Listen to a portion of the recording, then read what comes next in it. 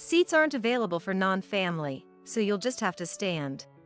When I went to a restaurant to celebrate my grandson Tyler's milestone celebration, I found that there clearly wasn't a seat for me as we entered the designated room. As I exchanged glances with the relatives who had arrived at the venue at the same time, a shocking statement was thrown at me by Nicole, the wife of my eldest son, Roger.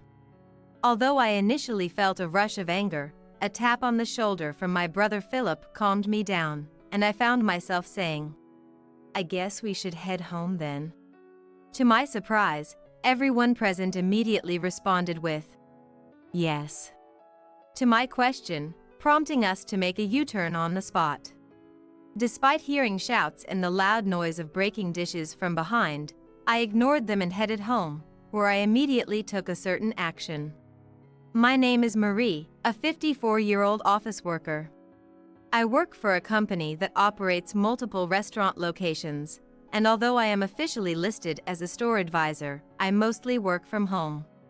This is partly because I was born with a handicap in one leg, and though I don't use a wheelchair, I cannot walk without the aid of a cane. This makes me hesitant to go out to crowded downtown areas or use public transportation. Embarrassingly, I don't visit the restaurants my company operates very often. Of course, I'm fully aware that this isn't good. However, since losing my husband Simon suddenly to illness 2 years ago, my life has felt devoid of any excitement. Now, I live alone in a smaller condominium arranged for me by my brother Philip, after giving the condominium where I lived with Simon to my married son and his wife about 3 years ago. Some people ask if I'm lonely, but when weighing the freedom of being alone against the loneliness, the appeal of living freely wins out. Part of this is because my relationship with my son's wife, Nicole, is the worst. Nicole is 8 years younger than my son, Roger, currently 24. She is stylish, beautiful, and was popular as an active college student model while attending a prestigious university. I've heard she appeared on TV several times. She was expected to become a news reporter with the title of Miss University, but she got pregnant with Roger's child during the summer of her junior year and they had a shotgun wedding. Initially, she took a leave of absence from college with the intention of returning after giving birth, but she suffered from severe morning sickness and deteriorated health. Nicole, worried that her beauty would be ruined, threw a tantrum saying, "I don't want to be seen in public looking like this," and dropped out of college. At the same time, she became irritable over her uncontrollable physical condition and started behaving hysterically towards my son Roger. "Mom, please!" No matter what I do thinking it's for the best, Nicole just screams and rejects everything. The house is a mess, and it's bad for the baby's prenatal environment. "I need your help," begged Roger. So, my husband and I decided to live with our son and his wife in the large condominium we had bought, intending to live there until we died. However, living together turned out to be challenging as Nicole treated me like a servant with her haughty attitude. "Don't dawdle, bring me my smoothie and crackers to bed quickly. Haven't I told you numerous times how sick I feel if I wake up with an empty stomach because of my morning sickness?" she would yell. And when she wasn't yelling about that, "Why are you washing my clothes with your old hag's clothes? No matter how expensive the fabric softener is, it won't keep it from the old hag smell transferring to my clothes," she would screech so. Simon, seeing enough, would scold her firmly.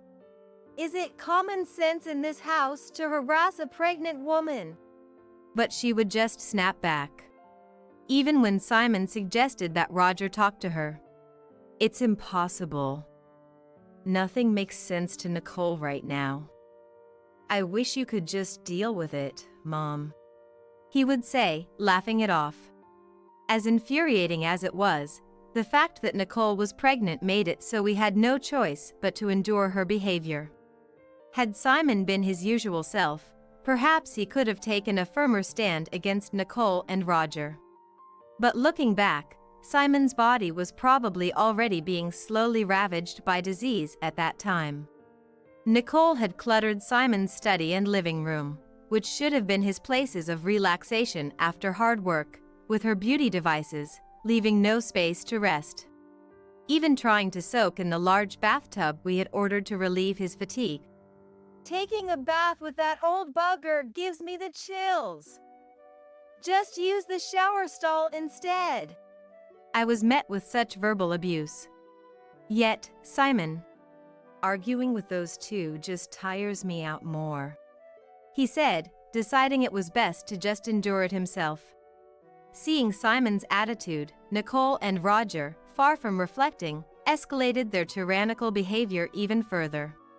Even as I busily managed the household chores, dragging my ailing leg around, they paid no mind. I never want to end up like that disgraceful old hag, no matter how old I get, she said, dissing me to the visiting beautician while pointing at me. The beautician was at a loss for words at the sheer nastiness of their comments, but she didn't care. We really wanted to hire a younger servant, but you know how hard it is to find someone reliable these days, right? So we settled, she declared. Even as these words were spoken, I continued my chores in silence, my leg aching, my heart full of anger towards Nicole and Roger. As these days went on, Nicole's due date arrived, and she gave birth to a healthy baby boy. Holding his first grandson, named Tyler, Simon teared up a bit when the tiny hand tightly grasped his finger. Seeing this, I nearly cried myself. The innocent smile of the baby made me want to wash away all resentments and negative feelings. But that thought was short-lived when suddenly, I received news that Simon had collapsed at work. Panicked, I rushed to the hospital while trying to contact Roger on his mobile phone, but it remained unread, with no return call. Reluctantly, I asked the company to contact him on his work-issued mobile phone. But that too was in vain, with no response. Hoping at least to let Simon see his grandson Tyler, I contacted Nicole's mobile phone. I asked her to bring Tyler to the hospital, but I'm in the middle of a hair treatment at the salon, so it's impossible. She laughed and refused. Then I'll come to the salon to pick up Tyler myself. Do you really think I'd entrust a baby to an old hag who can barely walk with a cane? With that, she hung up the phone. Still, I didn't give up and kept calling Nicole and Roger's mobile phones, but in the midst of this, the operating room light went off. Then, the doctor came out and informed me that Simon had just passed away. My memories of the time that followed are a complete blank. All I can recall is a hazy scene, as if viewed through frosted glass. After the funeral, which took place amid this haze, I came down with the flu. Nicole, the baby might catch it, which would be terrible, exclaimed dramatically and told me to leave the house immediately. Already emotionally damaged by Simon's sudden departure and physically weakened by fever and cough, I had no energy left to argue with hysterical Nicole. Barely managing to get dressed, I left the room but collapsed in the entrance of the elevator hall. Thankfully, the concierge called an ambulance, and I was rushed to the hospital. According to the doctors, I was on the verge of pneumonia.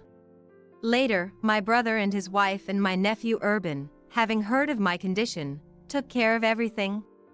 There's no need to visit the hospital. She's been admitted, she's safe. There's nothing to do there, and it would be terrible if the baby caught something, Roger and Nicole said, not even bothering to visit. Outraged by their attitude, my nephew and his wife. Even if you return to the condo after being discharged, you'll just be exploited by Nicole again, suggested I stay with them for a while instead. Indeed, returning to the condo would mean resuming a servant-like existence before even regaining my strength. However, staying at my brother Philip's house, where my sister-in-law's parents lived, was not an option due to infection prevention concerns, making my nephew's offer a welcome one. Deciding to accept their kind offer, I planned to first return to the condo to retrieve Simon's photos and personal items left behind. My nephew Urban's wife Olive, who was worried about the situation, decided to come with me, and when we visited the condominium for the first time in about a month, we found it in a terrible state. What is this mess? Dirty glasses and dishes are piled up, and the garbage disposal is clogged. What a horrible smell! The living room was no different, with delivery food containers scattered everywhere. The bathrooms and bath were in a dire state as well. I wondered how they could raise a baby in such filth. As Olive and I stood there in disbelief, Nicole, apparently already drunk though it was just past 2 p.m., returned with a couple of friends. Noticing us standing in the living room, turned into a garbage house, Nicole looked surprised for a moment but then quickly put on her usual smirking face and said, "So you're finally back. Then get to cleaning this room right away." It got all messy because the old hag slacked off. Olive was furious at this brazen attitude. She quickly approached Nicole and said, "How dare you speak to Roger's mom like that? After all she has done for you, and you just kicked her out the moment she got the flu." And retorted sharply. But Nicole and her friends just laughed it off. Birds of a feather flock together. Friends of unreasonable people are, unsurprisingly, unreasonable themselves. Then, as if they had a great idea, "Why don't you just leave for good? This place is going to be Roger's through inheritance anyway. The old hag can just go back to her parents' house," they said. As Olive grew even angrier, I somehow remained calm. Considering their outrageous behavior so far, it was only a matter of time before Nicole and the others would try to drive me out. There was no reason for me to stay any longer with such unpleasant people. So, I called Urban to ask for help, and we managed to move out all my personal belongings that had sentimental value that day. Still, when I looked back at the condominium for the last time, the memory of deciding this house would be where I'd die, Simon's smiling face when we made that decision, brushed my heart. I'm sure Simon would understand this decision. I felt certain. After that, I moved into a condominium near my parents' home that Philip had arranged for me, and returned to my job, which had been on hold since before Simon passed away. I also adopted a rescue cat, which I couldn't have before due to Simon's allergy, and started living with it. Though Roger and I work at the same company and see each other when I go to the office, we hardly ever talk. However, one day, I received an unusual message from Roger. Curious about the sudden contact, I read the message. It was about planning a milestone celebration for Tyler at a restaurant this coming weekend. It seems Nicole has invited a large number of guests, including her parents, relatives, and friends. The balance will be off if no one from our side of the family attends, he said, wanting to invite me and the relatives. Why don't you ask Simon's side of the family then? I suggested, but it seems they had already refused. Indeed, Simon's relatives live quite far away, and it's not a distance easily traveled back and forth. Moreover, today is already Friday, and there's hardly any time to prepare to leave the house. It's understandable that they refused. I was about to refuse again when Roger, sensing my hesitation, I'm sorry for everything that's happened. For Tyler's sake, could you consider our request? Though I was indeed angry with Roger and Nicole, Tyler himself is innocent. Remembering how happy Simon was about Tyler's birth, I didn't want to spoil the celebration. After hanging up and giving it some thought, I decided to attend and sent Roger a message to that effect.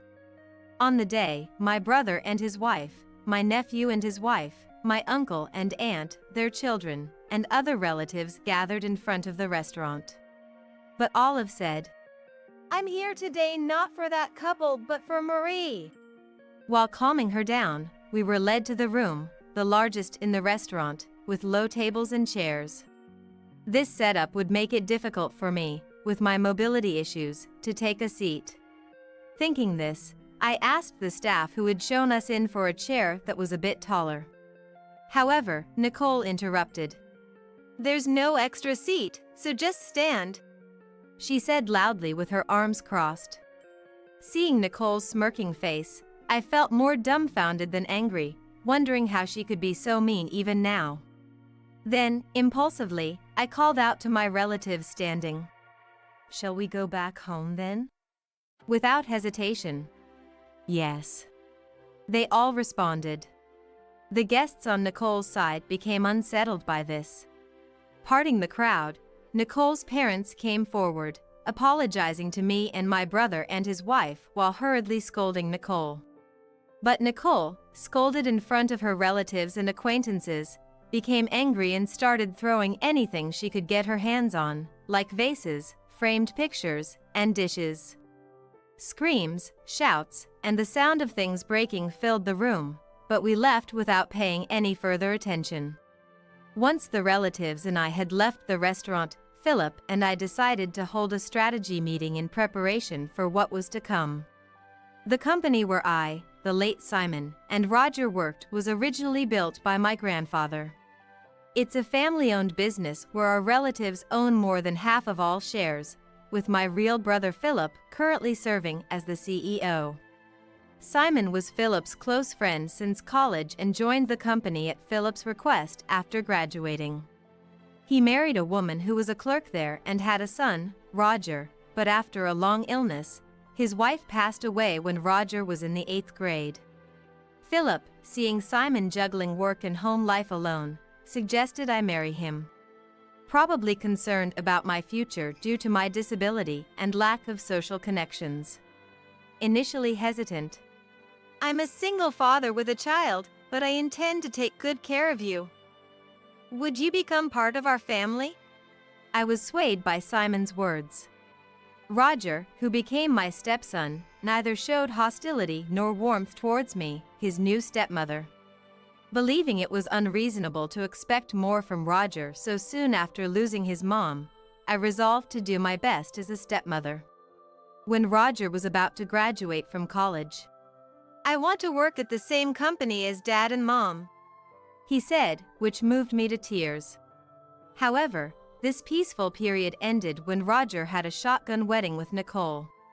After living with Nicole for a while, I couldn't ignore her domineering behavior and decided to have Roger firmly speak to his wife. I waited for Roger in the company's underground parking lot. But what appeared was Roger with his arm around a married colleague, unaware I was standing just a pillar away, getting intimately close. The shock was enough, but Roger then told the woman, "What if someone sees us here? We'd both get fired." To which he confidently replied, "I won't make such a mistake. And even if my affair gets exposed, the company can't fire me. After all, I'm the president's step-nephew." Unaware of my shocked state, Roger continued, "My real mom was just a country girl, but my stepmother, even if just in name, is the company's executive vice president and the granddaughter of the founder, so she owns a significant share of the stocks and assets. When she passes, all of that will be mine." Then, he drove off with the woman. Overwhelmed by what I had just heard, I returned home, unable to tell Simon, replaying Roger's words in my head.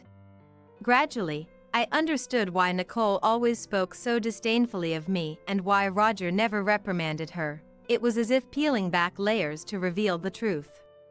Nicole likely received a similar explanation from the beginning of their marriage. And I'm just a stepmother, after all, believing I'm merely a tool they can treat however they please until they inherit the estate, both Roger and the grandchild yet to be born, since we're all strangers to one another. That's why they feel it's okay to treat me with disdain. But there's a truth neither Nicole nor Roger himself understands. In reality, Roger and I haven't gone through an adoption process. Legally, Roger is nothing more than Simon's stepchild, with no right to inherit my estate. Needless to say, for Philip, being a CEO, Roger is nothing more than a step-nephew, if even that. Recovering from the shock, I immediately consulted with Philip, Urban, and Olive. Following their advice, I took steps at the City Hall to ensure no unauthorized adoption could take place. Additionally, in case of any eventuality, I arranged to entrust the management of my personal assets to a lawyer, a process that was nearly completed when Simon passed away before me. Simon's own estate, having been mostly spent on his first wife's illness, consisted of little more than savings and life insurance, which I quickly renounced. The reason the condominium wasn't discussed during the inheritance talks is because it was never part of the estate to begin with, yet it's truly frightening how greed can blind people. Roger and Nicole, thinking that condominium was Simon's, probably rushed to kick me out after I renounced the inheritance. The reason I quietly backed down was not just because I wasn't in the best of health, but I also pitied young Tyler, not wanting to disrupt his living situation drastically. But this time, I've reached my limit. Originally, I intended to file for an eviction due to illegal occupancy of the condominium during the milestone celebration, so I promptly began the process with my lawyer. Nicole's parents dragged her daughter to the company to apologize. We were told by Nicole that we shouldn't visit because she needed to get along with the family of the person she married, that the birth and everything would be managed by Roger's family since an heir is being born, and we took her word for it. We had no idea things had come to this. We're truly sorry. No sooner had they been let into the living room than they apologized over and over, but it was too late for regrets. Hearing the commotion, Roger also came running. I had no idea my wife could be this unreasonable. I truly am sorry for what I've done to Mom. But when Nicole started crying and he said to her, "We're getting a divorce. Take the kid and get out of that condominium." The look he gave me, almost groveling, truly sent shivers down my spine. Seeing my reaction, Philip looked at Roger with a cold gaze and said, "You know that store is part of our company's chain, right? Considering the fuss you've made, you'll both be paying for the damages. As for you, stay home until you receive an official summons from the company," and firmly kicked everyone out of the reception room. Afterward, Philip, my brother, began preparations to fire Roger, consulting the company's legal advisor. Right after the milestone celebration incident, he was furious, saying, "Not only is Nicole's disgraceful behavior appalling, but Roger's negligence in letting her run wild is just as bad. They even destroyed store fixtures and decor. Firing him is only natural, right?" Though he was initially adamant about firing him immediately, the other executives calmed him down, explaining that a disciplinary dismissal made in anger could disadvantage us in a lawsuit. So, we turned to a law firm, introduced to us as being filled with capable lawyers, on a recommendation. True to their reputation, they did an excellent job, providing indisputable evidence that was more than sufficient to fire Roger. A week later, Roger, having been temporarily relieved from house arrest, was summoned to the head office meeting room, seemingly prepared for his dismissal, perhaps having gathered some inside information. Despite arriving with a lawyer, the sheer number of attendees overwhelmed him. But as Philip, sitting at the center of the board, began, "It goes without saying why we've called you here today. Your dismissal has been decided." Roger braced himself, clenching his fists. "Mr. Roger Miller, you are hereby dismissed." As Philip, acting as president, began reading the notice of dismissal to Roger, his lawyer immediately. "I object. My client admits to the troubles with his stepmother, Marie, but insists that connecting this to his dismissal is wrongful termination." A voice rose. Glancing at Roger beside him, he seemed quite pleased, nodding in agreement. As soon as the lawyer finished speaking, "There's no excuse for my ex-wife's rudeness at the recent milestone celebration. But that was a private matter. Isn't it wrong to fire me over it?" he argued. then conspicuously placing a voice recorder on the desk. "I'm also prepared to report this as harassment to the media, if necessary," he said with a smug face. Hearing this, Philip and the other executives remained silent, and Roger, mistaking their silence for victory. "You're aware of the public backlash against companies that violate compliance, right? Are you sure you want to fire me, knowing what will happen?" Provoked further. At this point, Roger's lawyer, not showing the expected signs of disturbance but rather a hint of a smirk, seemed puzzled. Yet, Roger, ever so confident, failed to notice. Philip then asked, in a voice 2 octaves deeper than usual. "Oh? So, you wish to continue working with us? That's a hard pass. However, if you wish for me to leave the company amicably, a certain amount of money as a settlement would be necessary," Roger said, leaning forward on the desk with a smirk, as if to challenge the surrounding executives. But in the next moment, laughter erupted spontaneously from everyone present. Some were even laughing so hard that tears formed at the corners of their eyes. Taken aback by their reaction, Roger quickly turned red and began cursing foully. His lawyer frantically tried to calm him down, but the dismissal notice naturally includes the reasons for dismissal. I'll explain them now, and if you have any objections, we can discuss them afterward," Philip declared, his presence overpowering Roger and his lawyer into silence, both sitting down. Then, a group in dark suits stepped forward, bowed slightly, and turned on the electronic blackboard in the center of the meeting room. Immediately, the screen displayed screenshots of pages where wine, exclusively imported for group participation restaurants, was being sold on an online marketplace. Next, the screen showed an enlarged photo of the wine seller's icon. The moment it was displayed, Roger stood up quickly.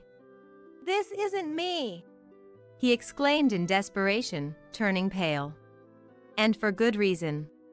The photo used for the icon was a cropped selfie of Roger.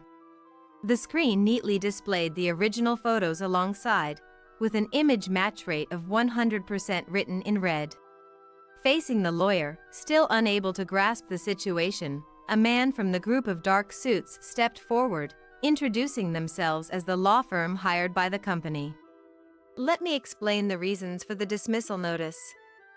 The reasons include embezzlement, harassment, and undue pressure within the workplace using his executive position, leaking confidential company information, unauthorized absences, tardiness, loafing, and damaging the company's reputation through inappropriate use of a company car," he smoothly explained, further adding that the company's legal and accounting departments had been secretly investigating rumors of the wine, supposed to be sold exclusively in stores, being traded online.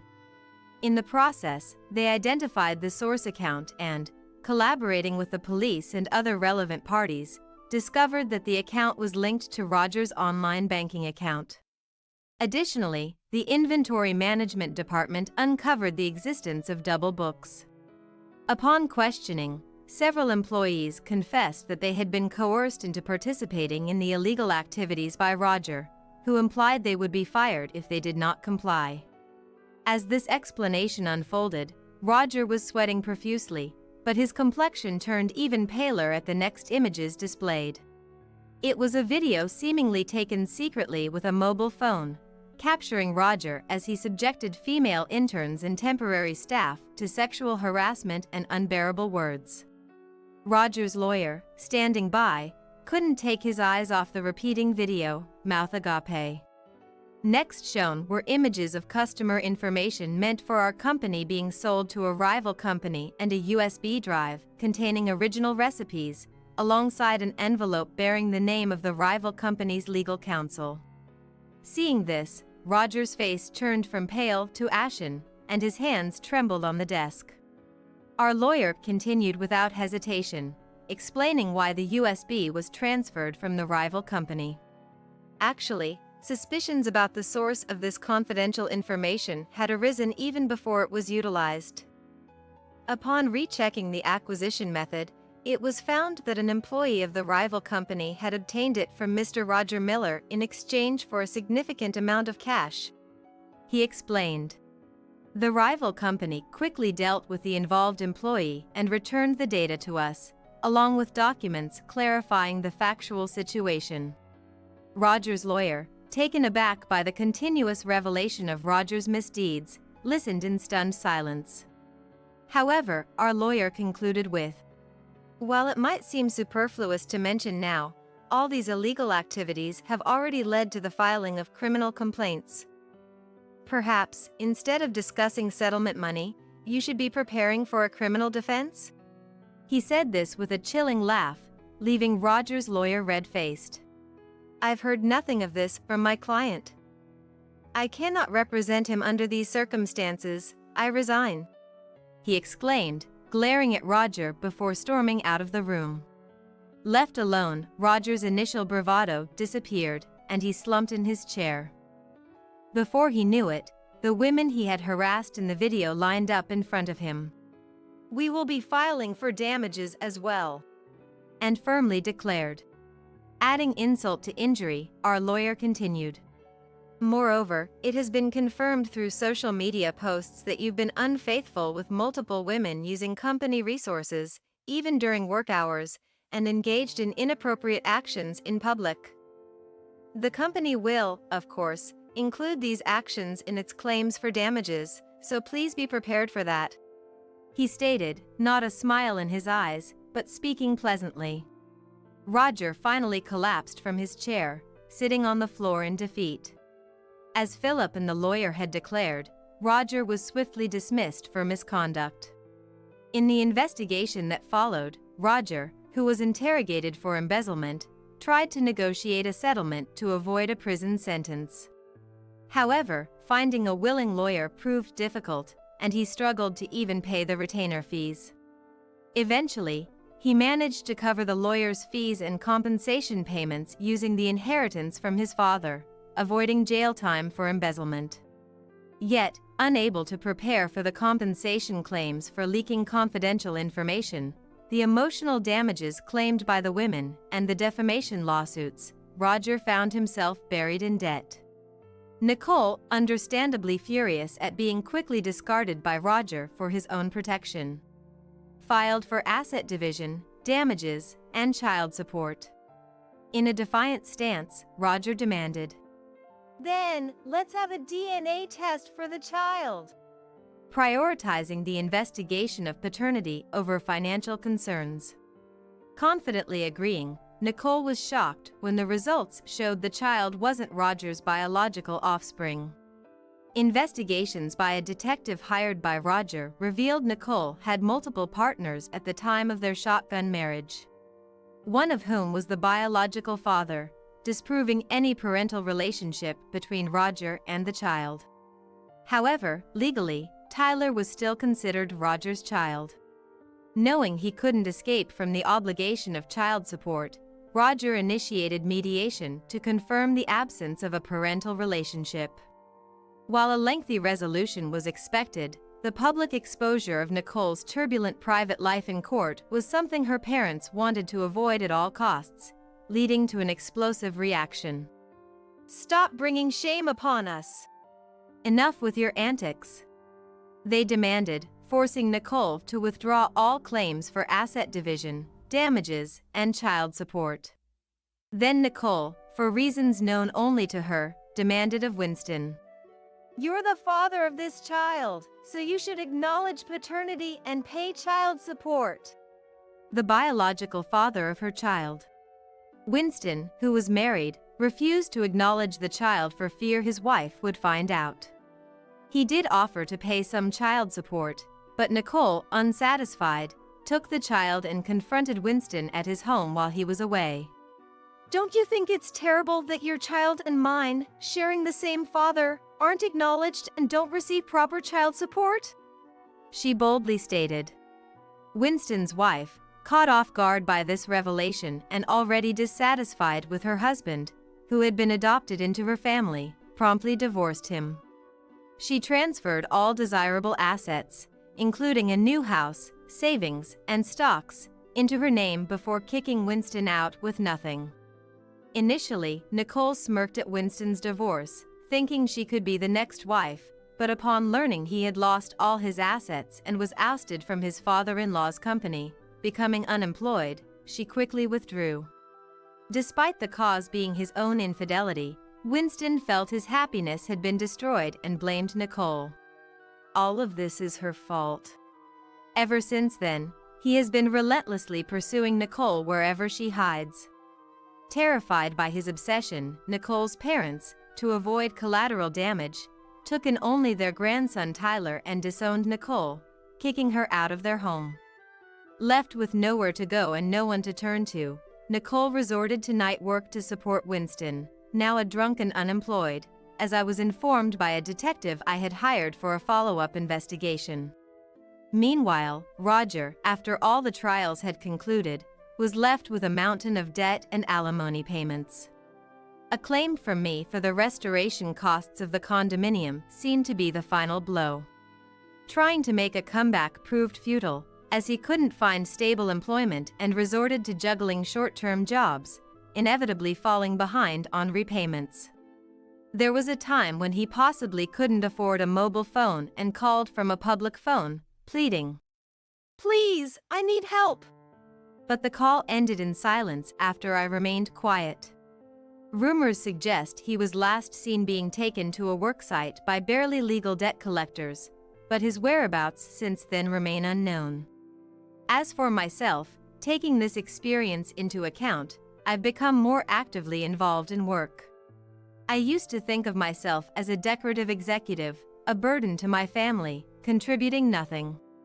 However, during this ordeal, the company's female employees encouraged me. Even with accessible stores, its true usability can't be known without directly asking the users. Marie, you could surely bridge that gap. Have more confidence in yourself. Getting more involved in on-site work made me realize I had become a pro at finding reasons for why I can't do this or that's impossible. Regretting not realizing this sooner, I'm now 54 with 11 years left until retirement. Rather than mourning the irretrievable past, I'm determined to make the most of these next 11 years. My current goal is to earn an extension of my retirement from Philip and our relatives and to report this achievement to Simon, who has passed away.